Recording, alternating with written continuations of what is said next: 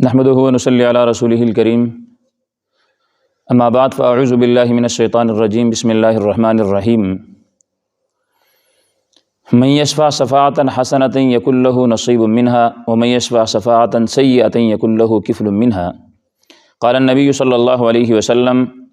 الا کلکم راع وکلکم مسئول عن رعیتہ او کما قال رسول اللہ صلی اللہ علیہ وسلم۔ چونکہ وطن عزیز کے اندر انتخابات کی گہما گہمی ہے، تو اس حوالے سے شرعی نقطہ نظر سے امیدوار اور ووٹر کی کچھ حیثیتیں ہیں، کچھ شرائط ہیں، وہ آپ کے سامنے آج کے ویڈیو کے اندر بیان کرنا چاہوں گا۔ توجہ سے سنیے گا اور ساتھ رہیے گا، مکمل ویڈیو دیکھیے گا، انشاءاللہ بہت فائدہ ہوگا۔ عام اعتبار سے پاکستان کے اندر تقریباً 5 سال کے بعد انتخابات کا یہ عمل آتا ہے، اور اس کے اندر خوب گہما گہمی ہوتی ہے۔ ہر پارٹی والے اپنے اس میں پروگرام کرواتے ہیں، اپنے نمائندے جو ہیں وہ کھڑے کرتے ہیں، اور ہم چونکہ ملک پاکستان کے اندر رہنے والے ہیں، ہم زیادہ تر پھر اس میں پارٹیوں کے حیثیت پہ یا برادری کے لیول پہ ہم ووٹ جو ہے نا وہ کاسٹ کرتے ہیں، جس میں ہم نہ امیدوار کو دیکھتے ہیں نہ نمائندے کو دیکھتے ہیں، اور اس کی جو ہے نا سزا پھر ہمیں اگلے پورے 5 سال تک جو ہے وہ بھگتنی پڑتی ہے۔ تو یہ امیر کا منتخب کرنے کا جو سلسلہ ہے یہ قرون اولیٰ سے چلا آ رہا ہے، لیکن چونکہ وہاں پہ شورائی نظام تھا، امیر کے منتخب کرنے کا جو سسٹم تھا وہ ایک الگ تھا، اور آج کل کے دور کے اندر اس کے انتخاب کا جو سسٹم، جو نظام ہے، وہ تھوڑا سا مختلف ہیں۔ تو آئیں سب سے پہلے ہم دیکھتے ہیں کہ امیدوار کے لیے جو آدمی جو ہے نا جس نے اپنے آپ کو نیشنل اسمبلی یا صوبائی اسمبلی کے امیدوار کے لیے منتخب کیا ہے، تو اس امیدوار کے لیے 2 شرطیں ضروری ہیں کہ 2 باتیں جو ہیں وہ اس امیدوار کے اندر موجود ہوں۔ اگر ان دونوں میں سے ایک بات یا وہ دونوں باتیں موجود نہیں ہیں تو پھر اس کا اپنے آپ کو نمائندے کے طور پر منتخب کرنا ہی شرعاً جائز نہیں ہے۔ پہلی شرط امیدوار کے لیے یہ ہے کہ جس نے اپنے آپ کو نیشنل اسمبلی یا صوبائی اسمبلی کے لیے منتخب کیا ہے، تو پہلی شرط یہ ہے کہ وہ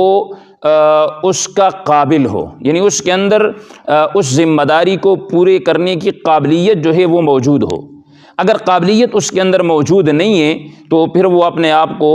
اس سیٹ کے لیے منتخب نہ کریں۔ اور دوسری شرط یہ ہے کہ وہ دیانتدار ہو۔ اگر وہ دیانتدار نہیں ہے، یعنی اس کے ذہن کے اندر، کھوپڑی کے اندر یہی بات موجود ہے کہ جی میں اب کمپین کر رہا ہوں، اس پہ پیسے لگا رہا ہوں، میں خرچہ کر رہا ہوں، تو میں جب MNA MPA بن جاؤں گا تو اس کے بعد میں سب سے پہلے اپنے جو ہے نا یہ اخراجات پورے کروں گا، یا میں اپنے برادریوں کو نوازوں گا، یا میں اپنے ساتھ چلنے والے جو دوست احباب ہے جنہوں نے میرا ساتھ دیا ہے، جب میں منتخب ہو جاؤں گا تو میں ان کو نوازوں گا۔ تو اس صورت کے اندر اگر یہ دیانتدار نہیں ہے تو اس صورت میں اس کو اپنے آپ کو کسی بھی حلقے کے لیے یا کسی بھی سیٹ کے لیے کھڑا کرنا یہ شرعاً جائز نہیں ہے،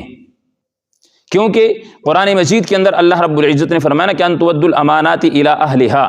یہ جو ہم امانت، آگے چونکہ ووٹر کی حیثیت میں یہ تینوں باتیں آئے گی، اس کو ہم اس کا اہل سمجھتے ہیں تو اس صورت کے اندر تو ٹھیک ہے، لیکن اگر وہ اہل ہی نہیں ہے تو ہمارے سمجھنے سے وہ ہمارے ووٹ کا اہل نہیں بن سکتا۔ تو امیدوار کے لیے 2 شرطیں کہ وہ اس کا قابل ہو، قابلیت اس کے اندر ہو، اور دوسرے نمبر پہ وہ امیدوار جو ہے وہ امانت دار یعنی دیانتدار ہو۔ اب آتے ہیں جو ہے نا ووٹر، جو ووٹ دینے والا ہے، اس کی حیثیت۔ شریعت کے اندر پھر اس کی 3 حیثیتیں ہیں کہ ووٹ جو ہم دیتے ہیں یہ شہادت ہے، اور اسی طرح یہ جو ہے نا امانت ہے، اور اسی طرح یہ حقوق مشترکہ کے اندر وکالت بھی ہیں۔ اب شہادت کس لیول پہ ہیں؟ شہادت یہ اس حیثیت سے ہیں کہ جو بندہ کھڑا ہے جس کو ہم ووٹ دینا چاہتے ہیں، ہم اس بات کی گواہی دیتے ہیں کہ یہ بندہ امانت دار ہے، یہ نیک ہے، یہ کرپٹ نہیں ہے، یہ بالکل ہر اعتبار سے 100% جو ہے نا یہ پرفیکٹ ہے، ہم اس کی تصدیق کرنے والے ہیں۔ تو یاد رکھیے گا، اگر ہم کسی زانی، شرابی، کرپٹ انسان کو ووٹ دے رہے ہیں تو یہ شہادت کاذبہ، جھوٹی شہادت کے زمرے میں آئے گا۔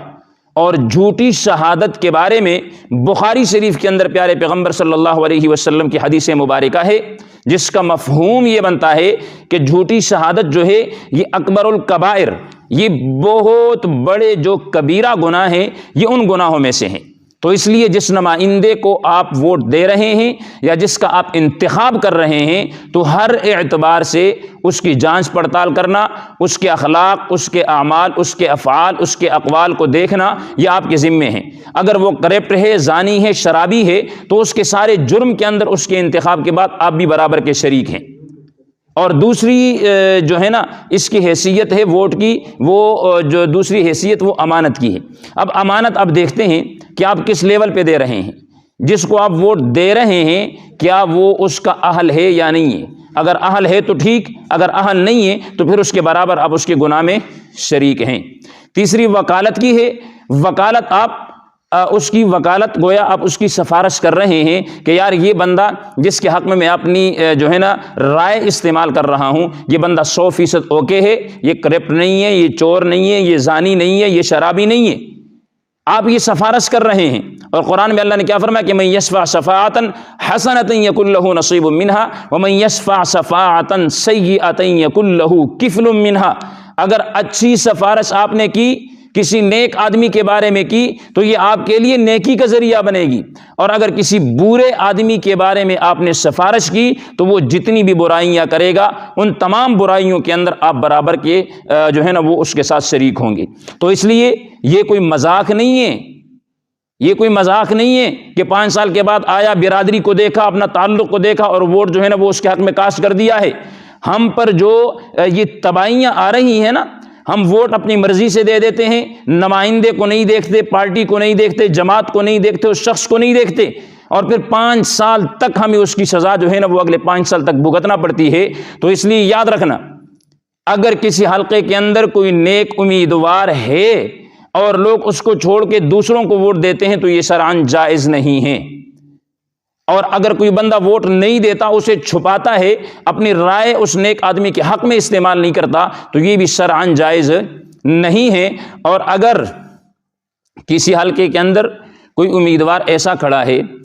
جتنے بھی امیدوار ہیں ان میں سارے جو ہے نا وہ کرپٹ ہے، زانی ہے، شرابی ہے، تو اس صورت کے اندر ان کو ووٹ دینا بھی جائز نہیں ہے، بلکہ اپنا ووٹ استعمال نہ کرے، کیونکہ اب ان کے بارے میں آپ نے شہادت دینی ہے، گواہی دینی ہے۔ تو خدا کے لیے اب جو 3 4 5 دن رہ گئے ہیں، تو اس میں آپ کو اپنی رائے استعمال کرنی ہے۔ ایسے آدمی کے بارے میں رائے استعمال کرے جو ملک پاکستان کی سالمیت کے لیے، ملک پاکستان کی بقا کے لیے، ملک پاکستان کی ترقی کے لیے پرعزم ہو، کرپٹ نہ ہو، چور نہ ہو، ڈاکو نہ ہو، زانی نہ ہو، شرابی نہ ہو۔